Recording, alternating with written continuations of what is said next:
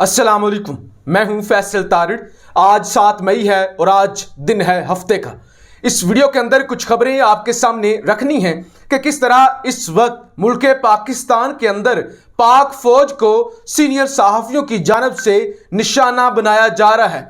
जानबूझ के बात बात पे पाक फौज को डिस्कस किया जा रहा है, घसीटा जा रहा है इस गंदी और गलीज सियासत के अंदर।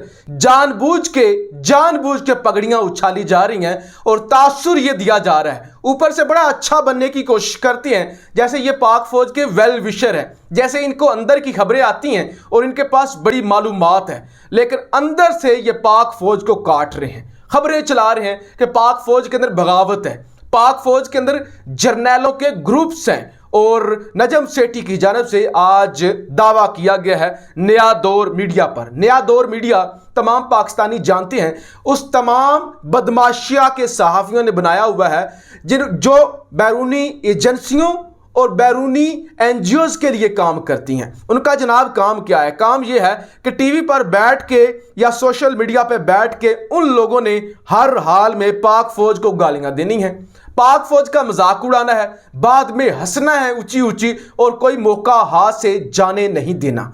नजम सेठी ये कहते हैं कि जैसे ही इमरान खान लॉन्ग मार्च का ऐलान करेंगे, उससे पहले ही army chief general Qamar Javed Bajwa साहब जनरल फैज हमीद को कोर कमांडर पेशावर के ओहदे से हटा देंगे।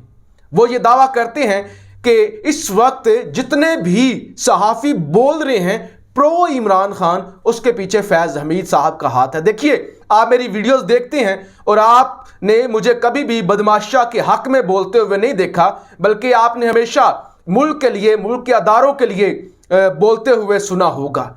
मैं ये दावे से कहता हूं, मुझसे कोई हल्फ ले ले कि मेरा जनरल फैज हमीद साहब से कोई राब्ता नहीं है, और ना मैं समझता हूं कि इतनी मेरी औकात है कि फैज हमीद साहब मुझे अप्रोच करेंगे या कोई XYZ अप्रोच करने की कोशिश भी करेगा। इसी तरह से बाकी जो मेरे दोस्त हैं उनकी मैं गवाही दे सकता हूं कि उनको भी किसी एस्टैब्लिशमेंट ने या किसी फौज के अंदर किसी एक गिरोह ने भी अप्रोच नहीं किया होगा।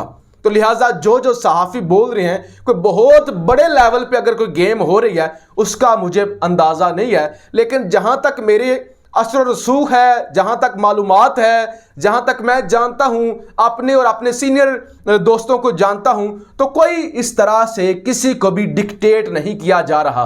ना जनरल बाजवा साहब की जानब से डिक्टेट किया जा रहा है, ना ही फैज हमीद साहब की जानब से डिक्टेट किया जा रहा है, ना कोई गाइडलाइन दी जा रही है कि देखिए आपने ये बोलना है, आपने ये कैंपेन चलानी है।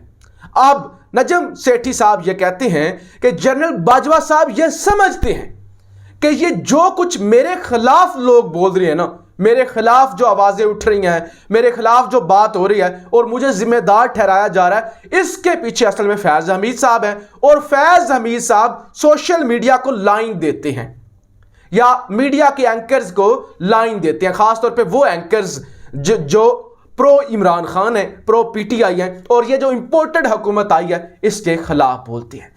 मैं समझता हूं नजम सेठी ने जितना एस्टैब्लिशमेंट पर हमला किया है, इससे बड़ा हमला किसी ने नहीं किया होगा।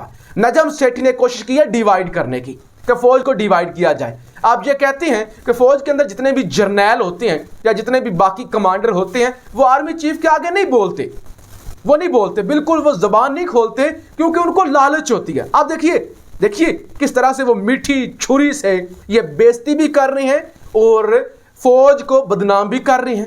कहती हैं क्योंकि जितने भी जर्नैल होती हैं जिनको कोई उम्मीद नहीं होती कि वो आर्मी चीफ बन जाएंगे, वो आर्मी चीफ के खिलाफ इसलिए भी नहीं बोलते क्योंकि उनके मुस्तकबिल का फैसला आर्मी चीफ ने करना होता है कि इनकी रिटायरमेंट के बाद इनको कितने प्लॉट्स मिलेंगे, इनको कितने फायदे मिलेंगे। लिहाजा वो फायदे के लिए, अपने फायदे के लिए, पैसों की खातिर आर्मी चीफ के खिलाफ नहीं बोलते या आर्मी चीफ के लिए नहीं बोलते या आर्मी चीफ के सामने जबान नहीं खोलते। यह कितना घटिया इल्जाम मेरे मुल्क की फौज पर लगाया गया है कि फौज के अंदर जो जर्नैल हैं, फौज के अंदर जो कर्नल हैं, मेजर हैं, सिपाही हैं, क्या वो प्लाटों के लिए लड़ते हैं?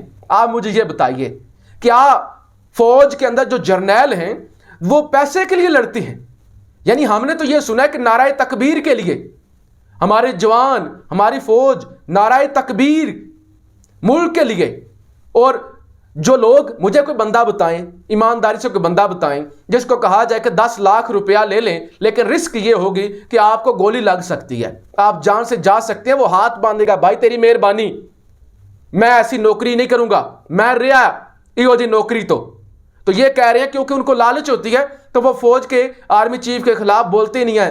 तो इस वक्त जितना भी सोशल मीडिया चल रहा है, जितना भी मीडिया चल रहा है, इसके जिम्मेदार हैं फैज हमीद साहब। फैज हमीद साहब डिक्टेट कर रहे हैं इमरान खान को भी। लिहाजा अब क्योंकि बाजवा साहब को पता चल चुका है कि फैज हमीद साहब डिक्टेट कर रहे हैं, तो वो कोर कमांडर के ओहदे से उतार सकते हैं और फैज हमीद साहब को खुड्डे लाइन लगा सकते हैं। ये आपके नजम सेठी बाबा चिड़ियों वाला वो कह रहा है, 35 पंचर वाला ये कह रहा है। यानी इससे ज्यादा को फौज को कौन बदनाम करेगा? जरा थोड़ी सी बारीकी से सोचिए तो सही कि फौज के अंदर बगावत है।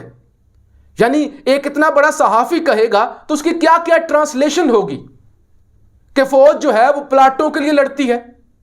अजीब बेशर्म इंसान है कि ये मुल्क के अदारों के अंदर बगावत भी पैदा करना चाहता है और तासुर भी देना चाहता है कि बगावत है, जर्नैल आपस में लड़ रहे हैं, पॉलिटिक्स कर रहे हैं और फौज जो है वो प्लाटों के लिए और पैसों के लिए लड़ती है। सुभान अल्लाह। दूसरे नंबर पे जनाब पीपल्स पार्टी के शरीक चेयरमैन आसिफ अली जरदारी ये कहते हैं कि अब हम खान को सरप्राइज देंगे बलूचिस्तान के अंदर, केपीके के अंदर।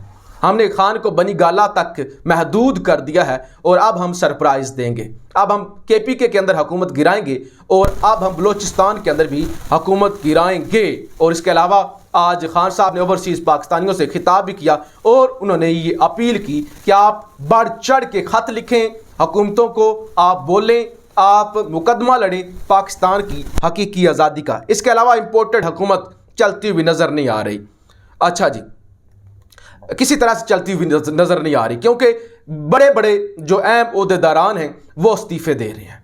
वो कह रहे हैं कि हम इस हुकूमत के साथ नहीं चल सकते। ये झूठ बोलते हैं, ये नकम्मे हैं, ये करप्शन करने के लिए आए हैं। आज चेयरमैन वापडा के जनरल रिटायर मुजम्मल हुसैन साहब ने इस्तीफा दे दिया है और खान साहब ने इसको अप्रिशिएट भी किया है कि उन्होंने एक प्रोफेशनल होने का और मुहिब वतन होने का इजहार किया है, सबूत दिया है कि उन्होंने इस्तीफा दिया है। लेकिन वो कहते हैं मुझे फिक्र भी है जो डैम बन रहे हैं, जो कई दहाइयों के बाद हमने डैम का सिलसिला शुरू किया है, ये इंपोर्टेड हुकूमत उस पर ना शब खून मारे, वो काम ना रुक जाए। लेकिन इस वक्त इस्तीफे आना शुरू हो गए हैं, जबकि शहबाज शरीफ कहते हैं कि अल्लाह ने मौका दिया तो खैबर पख्तूनख्वा में भी सबका इलाज मुफ्त होगा। तो पहले मुफ्त नहीं होता। केपीके के अंदर तो बड़े अरसे से सेहत कार्ड चल रहा है, हेल्थ कार्ड चल रहा है और लोग दुआएं देते हैं कि हेल्थ कार्ड की बदौलत वो महंगे से महंगे ऑपरेशन करवा सकते हैं। आप अपने भाई को मुफ्त इलाज दे दें जो इस वक्त बरतानिया के अंदर बीमारी का बहाना करके बैठे हुए हैं। फिर शहबाज शरीफ ने आज एक शोशा छोड़ा और कि देखिए जी मैं मेरी कोशिश है कि मैं अपने कपड़े बेचकर, यानी मैं अपने कपड़े बेचकर मुल्क का कर्जा उतारूं, मुल्क के लिए आसानियां पैदा करूं। पहले तो लंदन वाले फ्लैट्स बेचो, पहले तो अपने जो 3200 सिक्योरिटी पर लोग रखे हैं उनको हटाओ, जो तीन तीन घर कैंप ऑफिस बनाए हैं और पर करोड़ों अरबों का खर्चा हो रहा है, और जो तुम सहाफियों को बुला बुला के अफ्तारियां करवाते रहे हो, करोड़ों का खर्चा हुआ, लाखों का, वो अय्याशियां बंद करो।